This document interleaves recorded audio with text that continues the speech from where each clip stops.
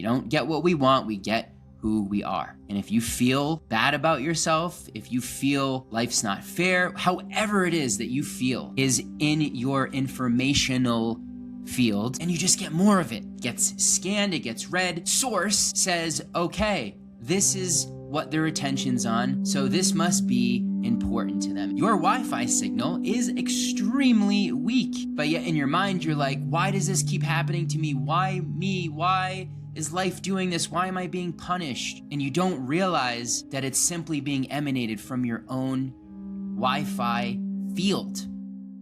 The heart is our essence, our center. It's the quantum engine that generates our electromagnetic field 24/7 every day. And that field is interacting with the quantum field, the bigger field, the ocean, all day long, exchanging information. It's essentially our unique Wi-Fi signal. And that electromagnetic field is information broadcasted based on our attention, where our thoughts are going, what we're thinking about, what we're paying attention to, and the way that we feel about it. Thoughts, electrical, emotions, magnetic, electromagnetic field. The problem is, for most people, their Wi-Fi signal is either extremely weak because of the numbing of the heart, avoiding, escaping, not feeling, shutting down, or it's broadcasting very powerful signals of depression, stress, struggle, fear, shame, guilt. Even if you think that you're disconnecting from your feeling, the way that you feel about life, the way that you feel about yourself, that information you cannot hide or lie about, because the quantum field is reading and scanning your electromagnetic field. And that is the information that's in there, and you cannot get away from that. It doesn't matter. It doesn't care if you lie to yourself or you go into disillusionment or whatever it is to try to tell yourself that that's not what's happening. Or if you want to play the victim and think that it's not you that's creating these circumstances again and again. I mean, think about this. Literally every corner is convenience stores with comfort food. There's fast food chains everywhere. There's cigarettes dipped in chemicals and cannabis that's industrial and sprayed with glyphosate. There's alcohol, there's vapes, there's all of these things that clog our arteries, that make our heart under extreme duress and have to work way harder. And look at our media. Our media is flooded with all the terrible things happening in the world, all of the ways that humanity is disconnected, all of the crimes and the violence and the war and the oppression and the conflict that one side has versus another. It's just, we're constantly barraged with all of these things that create stress, that create a cortisol release in our bodies, the stress hormones. And through that media, we go into a place of survival and separation. We shut down our heart, or our heart is broadcasting very strong signals of fear. And what you fear draws near.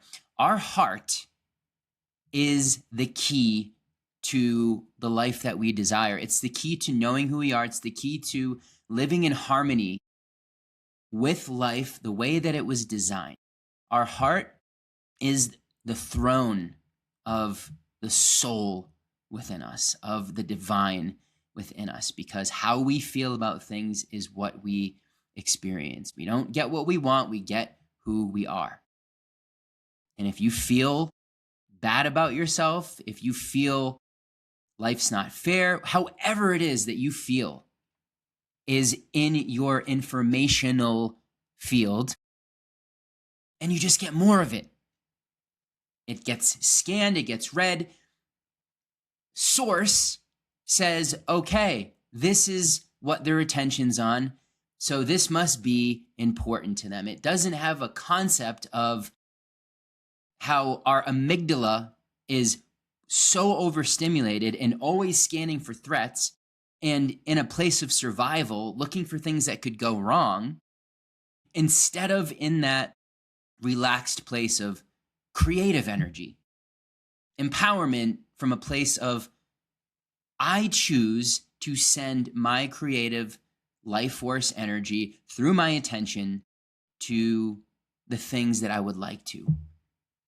But instead, our heart is pulled into the false beliefs from childhood, staying safe, fitting in, being accepted, doing whatever you got to do to find love.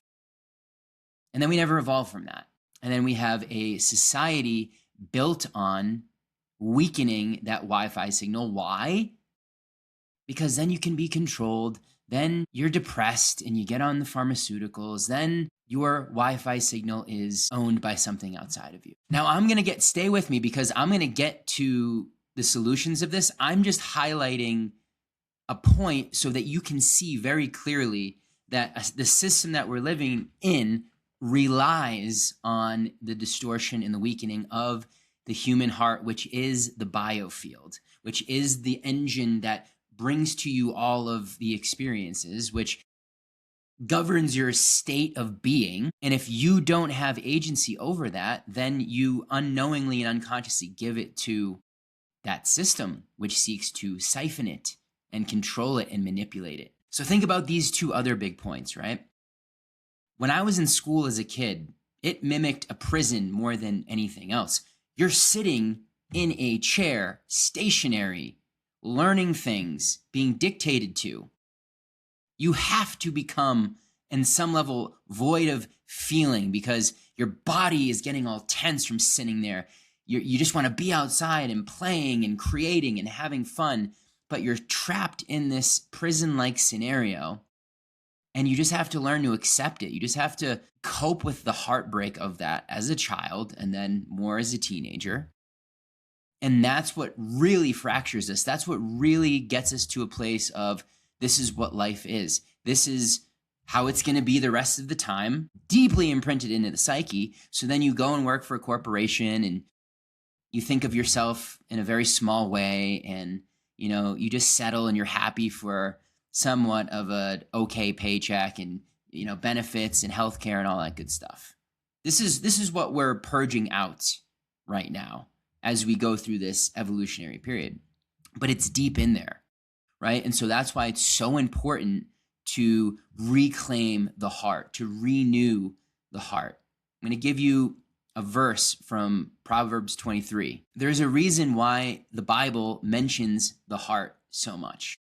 Now, some people, when they take the Bible literally, they'll say things like, because there's a lot of talk, let's say negative talk about the heart, saying how evil comes out of the heart. What they're speaking to is the corruption of the heart, right? Because if you feel negative, lower vibrational emotions, fear, what do? You act from that. You come from that place, and then you put out more of that energy. Okay, but if your heart is pure and you maintain that level of innocence and you have a connection to your inner child and you're enjoying yourself and you love who you are and you keep your attention on things that expand you and that you're grateful for, and you stay open to the beauty and you do that inner work, your heart is this beautiful place that now is broadcasting positive energy. It's broadcasting gratitude. It's broadcasting I like me, creative energy that says, I am the one who's experiencing this and I choose what my experience is going to be. Anything that happens in life, I'm going to see that through the lens of truth, of wisdom. Thank you for the lessons. Thank you for helping me to be a better person. Thank you for helping me to distinguish who I am and who I'm not. So here's the quote, Proverbs 4:23. Above all else, guard your heart, for everything you do flows from it. Now, again, we've got two camps, right? We've got people who have had a lot of pain in their past, and so they shut down the heart. It gets calloused. It gets calcified, you could say, where it's like, I'm not going to feel these things anymore. I'm going to shut down. I'm going to get numb. I'm going to do my coping things. I'm going to go into my addictions. I'm going to go into immediate gratification to not have to feel. Ooh, we've got these devices that allow us to not have to feel any moment that's uncomfortable. Endless content here. We can scroll through it. You go into a hypnotic state, just like I did when I was a kid watching television. I would go into this kind of derpy hypnotic state. I enjoyed the shows, but I would become this like couch potato that lost that life force energy, that presence, because my brain was being put into essentially a hypnotized state.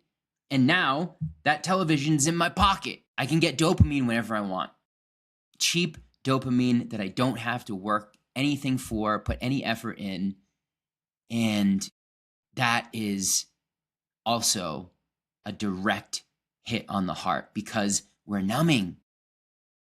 We're afraid of feeling. So if I'm someone who wants to control the world and I'm someone who wants to stay at the top and keep everyone at a much lower level, I'm going after the heart. I want people to feel bad about themselves. I want people to feel separate from life, from creation. I want people to feel disillusioned and feel like they have to resign and settle, that there's nothing better for them. I want them to stay there.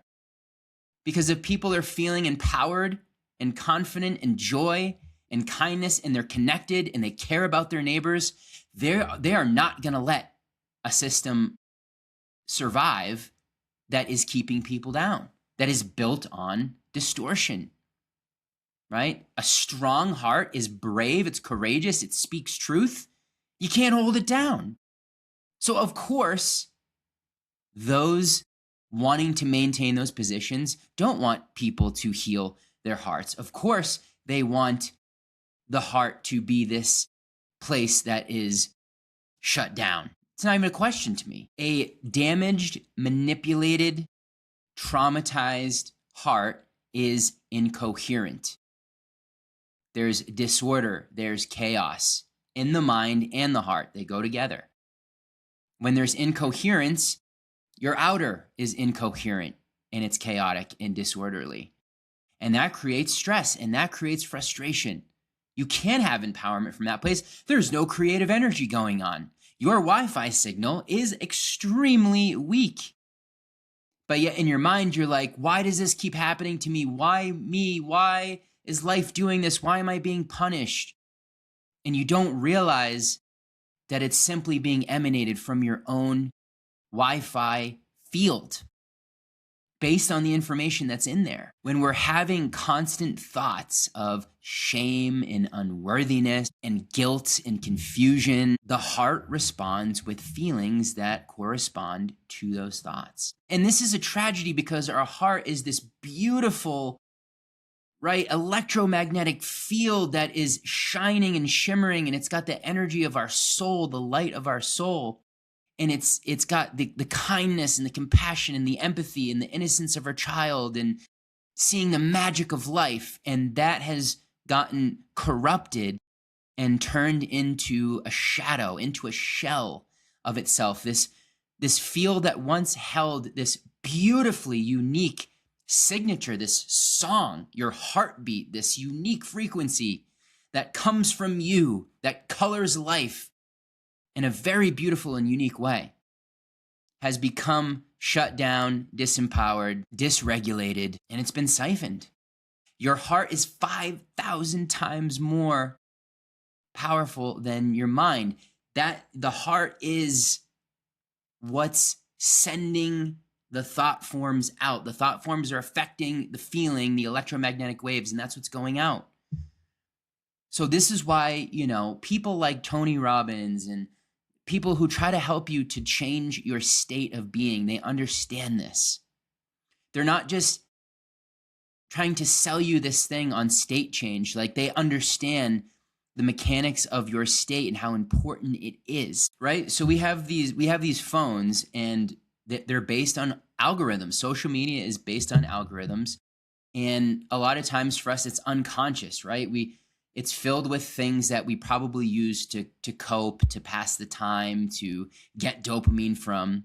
And then we unknowingly keep watching it. And so the algorithm gets filled more with it. The things that aren't even really useful are serving us, rather than intentionally creating and building your algorithm I've said this before in videos, technology, it simply mimics reality. It mimics consciousness.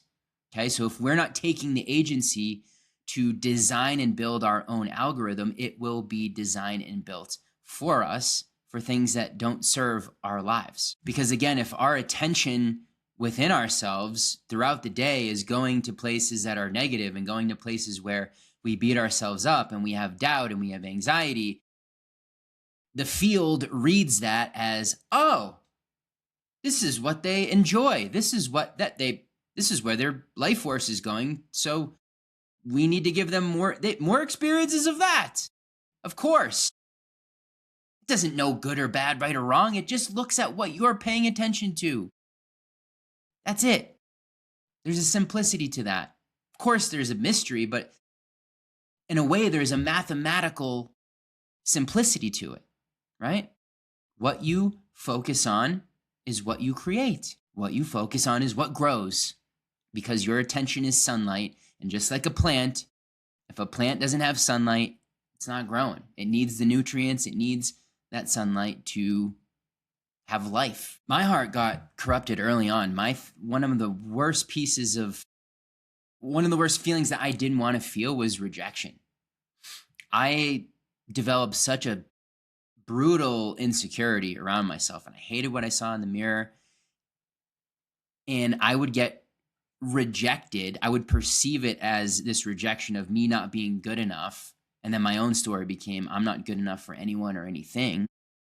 And then I would just get more evidence to support that story. That's all my brain would be looking for in a never-ending negative feedback loop cycle. And so the consequences of that are, well, I'm not going to put myself out there. I'm not going to share or even allow myself to have desires because I just get disappointed and I just get rejected. And it feels so painful to have a desire to then share it and have it be rejected or thrown back in my face or not work out. So I'm just not going to do that anymore, right? And then you go into this unconscious resignation and you start playing small and you settle and you start to train your algorithm in your heart that you're not worthy of a good life. You're not worthy of a beautiful relationship and some people who love you, beautiful opportunities, all these different things. And so many people are in this boat. And I want to speak to you and say, let's zoom out for a second here and be the observer and not the character and just see the mechanics of what are going on. It's not you. Okay? Now, when that feeling shows up in your body and starts to emanate that same broadcast, that information, I'm not good enough, I'm rejected, I'm unworthy, I'm a bad person. Can you observe that? Breathe, because you weren't able to do that before when you were caught in that loop. You didn't take a pause to breathe and witness it. And most importantly, reparent yourself, reparent that little boy, that little girl that lived life for so many years from that place, to allow them to be there, notice that feeling and say, it's okay. I'm here. And guess what? I love you. You are worthy. And I'm going to help you to change your algorithm. I'm going to now help you to start to put out good feelings, loving, kind, beautiful feelings. I'm going to train this to look at the things that I want it to look at that make me feel good. I'm going to actively write and participate and engage in my story instead of the reactions, instead of the childhood programmings. I am going to pick up the pen and start to take agency now. And it doesn't matter what my body is feeling like because I know the mechanics of how this works. I know my body's going to need to catch up. It's biologically addicted to these feelings I've had for so many years. My informational field doesn't change overnight. This is an ongoing, complete shift in a new direction. This is learning to tune your radio station to a new channel to lots of new channels that are in color instead of black and white. And honestly, it doesn't take that long. It just takes a little bit of consistency. Again, in the same way that you would do it on Instagram, on YouTube, you would start putting in the search bar new things, and it would start to pick up on, oh, wow, they're looking at new topics now. Okay. Slowly, the suggested videos would start to come in every time that you log in, until eventually it's looking pretty solid with this new information that you're putting in. It's no different. It's the same thing. So let's stick with this rejection piece for a second, because my heart was corrupted with that and this negative story about myself. I knew, because I felt so much pain from that, and I had shut down so deeply from loving relationships because of that, because I didn't want to feel that again, and I avoided it. I decided I want a new story. I don't want to continue that. And that's when I would begin looking in the mirror, holding my chest, saying, I love you, I'm here, we're going in a new direction, you're safe, breathing in new ways, right? Because your new self breathes differently than the old you. Allowing the emotion to be there whenever it does get triggered, not fighting it, not resisting it, not telling it it's wrong, because it's just you expressed as a feeling in your nervous system. And I always use the analogy. It's like that part of you showing up at your front door, scared, hurt, feeling that way, and then you slamming the door and being like, get out of here. I'm not dealing with you. That's how the shadow gets louder, it gets stronger, it has to lash out more to get you to see it. This is all evolution, folks. Your shadow wants you to see it. It doesn't want to stay a shadow. It wants to evolve. It wants to live. It wants to get in front of you so that you can bring the light to it. Everything seeks the light, except demonic entities and things that live in that lower vibrational frequency. Those things aren't even bad, right? I want to highlight this. None of this is inherently bad. It really comes to a question of, what do you prefer and what you don't prefer, right? What do we want our world to look like? Do we want it to be this loosh-ridden, demonic, inverted, heart shut down, void of emotion, cheap dopamine chasing type of place, like a shitty carnival, like a generic, like shitty Amazon carnival? Or do we want it to be this beautiful, authentic, kind, neighbors are talking, people are doing nice things for each other, supporting each other, making the earth a more beautiful place, being stewards of the garden that we've been given here, having fun, having great conversations, connecting on deeper levels, feeling like your community supports you? Or do we want that? Do we prefer that? I would say most of us do. And the reason we don't is because we're in survival. And this society perpetuates that survival. And we're coming out of thousands of years of evolution of needing to do that. And that part of the story is done. And we're seeing these emotions from that in our genetic code play out, right? Where the reptile brain had to be dominant over the mammalian part of us. But most importantly, this is the creator energy, the creative awareness of the I am, of here right now. Where do I bring my attention? What would I like to create? What would I like to choose for me? What would I like to see in my life? Order, beauty, wisdom, well-beingness, strength, truth, integrity, trust in yourself and life, oneness, connection, dancing with life, cooperation, things coming to you because your field is strong now. It's in coherence. When you have a coherent field, right, there's a resonance. You draw things to you. You don't have to go out there and force it and try to hustle and grind and push your way through stuff. That's another old model that we're leaving behind. When you start to tune into your divine creative self, you don't have to go anywhere. Time and space are an illusion. I know that's a concept you've probably heard many times, as I did. But until you really start to embody that, and you start to emit that strong, coherent signal, you'll realize things come to you because you are the source. You're not this small little character. On one hand, in the universal aspect, yeah, you're like this tiny little ant.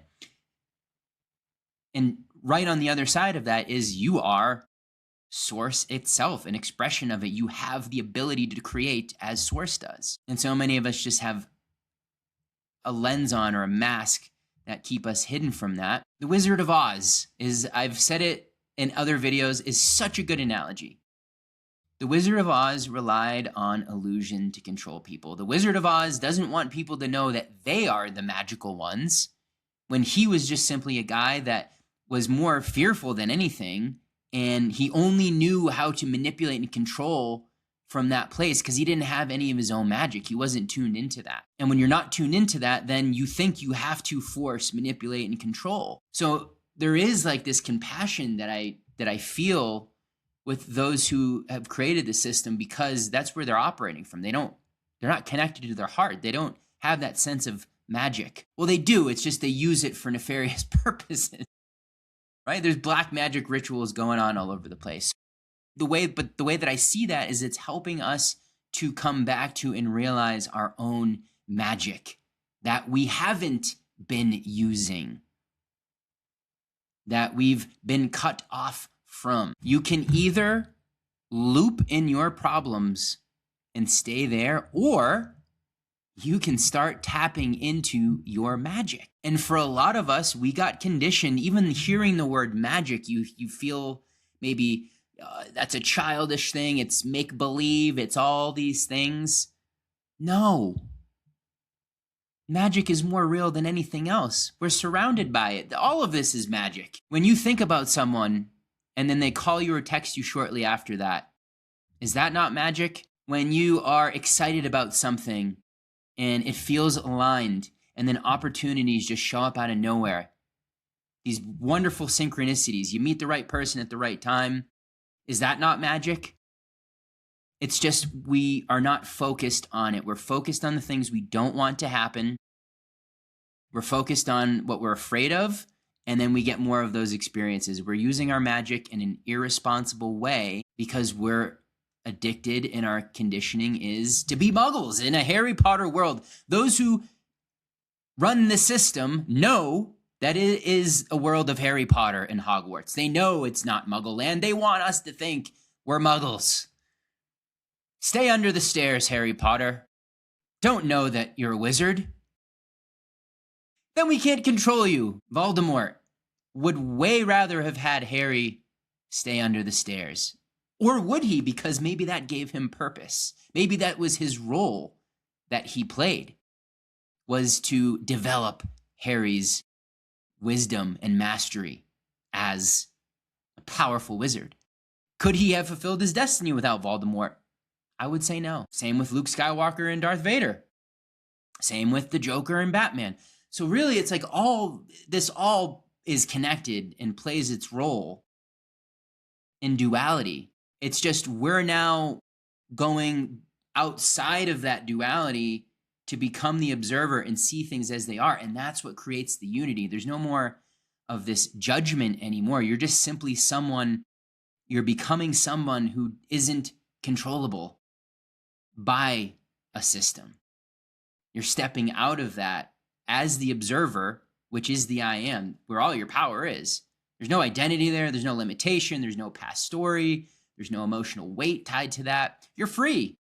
That's the practice that we're really coming into. It's the I am. This is why I teach improv classes, because improv was a lab, an experimental place that really helped me to see this. Of like, oh, this idea of who I was isn't actually even a thing because I'm just here right now. Yes, I have historical data, but if I'm conscious and I'm choosing to be whoever I would like as I enter whatever room I go into, and my body knows how to tune to that because I give people prompts all the time of, okay, walk this room as an astronaut, walk this room as a joyful child, walk this room as a badass who takes up space. Everybody can do it like this. They don't even think. Their body just knows how to do it because they've had some example of that. They've lived as that at some point, right? And they're in that creative energy. Instead of, well, I'm not actually someone who is an astronaut. I'm not a joyful child. I'm a 35-year-old stressed out man who hates his job. That's who I am. No. No. It's not you. But in that moment, I gave you a prompt. I gave you permission to be something different, and you can step into that in 2 seconds. Oh, but I could only do that in improv class. You gave me this prompt, and then when class is done, I'm out in the real world. Now, this is the real world. Out there is no different than in here. Everything is an improv scene that you can renew and create something different. I get it. There's a little bit of psychology, right? Of recency bias, and it feels a little bit weird to show up in this new way to people that have known you for a while. And you have to get over that and keep choosing, okay? This is the power of our heart. This period, this age that we're in is the restoration of the human heart. It is about opening the heart, feeling, and having the courage to do that. Having the courage, the audacity to open this thing up in a world that wants you to keep it shut down and protect yourself and be in survival. Can you open up and be like, no, this is who I am and this is what I choose, despite whatever your body's feeling like, because it's been steeped in this informational field that you were unconsciously, this algorithm you were unconsciously strengthening and structuring over a long period of time. 30 days of focus and doing things differently can change your entire electromagnetic field, your informational field, and therefore your life. And it all starts from the heart. Guard your heart, for from it all things of life flow. That Proverbs quote from the beginning. Now, you either take this in and actually use it, or it just becomes another piece of content that you discard and you go back to what was. This doesn't change. The world doesn't become a more beautiful place. You loop in the same experience because your informational field's broadcasting the same stuff. Your heart feels the same way. This is a change of heart. This is all about the renewal and a full change of heart. This is the heart of the matter. Your beautiful quantum engine, divine heart that is such a pivotal part of this experience as being human, of being human. It's worth guarding. It's worth protecting in the way of not letting your mind just attack it with fearful thoughts all day long. You get to bless your heart with beauty, compassion, gratitude, wisdom, laughter, light-heartedness, not heavy-heartedness, light-heartedness. Laugh at your silly self when you catch those moments where you're putting things into your informational field that don't serve you, or you go into an old pattern or whatever it is. Can you laugh at yourself instead of judge yourself and correct? Can you do that? Can you be curious? Ooh, what would it be like? Just like an improv class. What would it be like if I showed up into this room as with this, I'm the emperor of the universe, but I love everybody type of energy that interacts with this room now and creates a whole new outcome. I'm going to go into this room with a big smile on my face and smile at everybody and watch all the smiles that I create. Maybe even I'll give a compliment or two to light people up, to break the patterning of the autopilot that you see. You could do that through the power of choice. You could be the one that chooses to change your broadcast, your Wi-Fi signal, right? When people hook into your Wi-Fi, just like when people come to your house, hey man, what's your Wi-Fi? And you give it to them. When people hook into your Wi-Fi, do they lose energy? Do they get a black cloud over their head? Does it feel depressing? Does it feel like, oh, Jesus? Or does it feel like, oh, wow, relaxed, peaceful? I feel like I can be myself. Wow, I feel inspired. I feel empowered and joyful. Like, whoa, okay. Is that the experience people have when they hook into your Wi-Fi? It's a good question to ask yourself. If you are looking to really do this, this is the crux of my coaching, my counseling, my guidance, my mentorship program. I did this myself.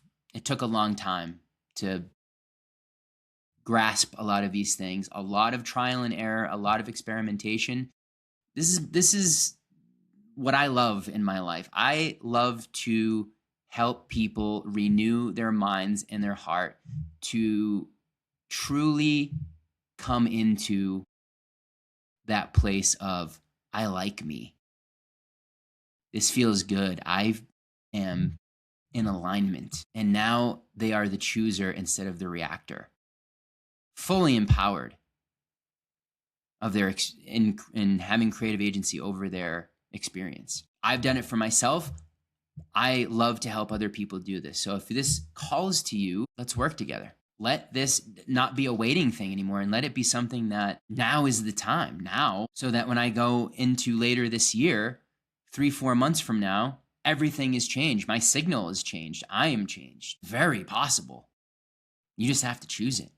It is a choice. I love you guys. I'm psyched to be here. And my intention is that we together connect and unite hearts all over this planet and let go of the fear, make this transition in a beautiful, united way, and create an entirely new planet, void of survival energy, creating in the garden, finding that sense of, oh, this is why I'm here. Oh, that's the place to live from. And any thought of, well, I'm not here for a certain reason, let's go ahead and throw that one in the garbage. Life doesn't make mistakes. You were brought here to fit in as a puzzle piece. It's built in you. And your only job is to be in a state of receiving so that it blossoms within you. It's already been demonstrated in your life. Guarantee that. And it's just connecting some of the dots, relaxing, and allowing your signal to bring it to you. Never going to find it out there. You're never going to find it from struggling and grasping. No. You get quiet. You prioritize your peace, the peace of your heart. And then it springs from within. And you're like, oh, you go for a walk in the woods and you're like, oh, wow. Just boom, moment of clarity drops in when you're in the shower, wherever. It could be wherever. So I wanted to share that with you today. And I love you guys. Thank you for being here. We'll see you again real soon.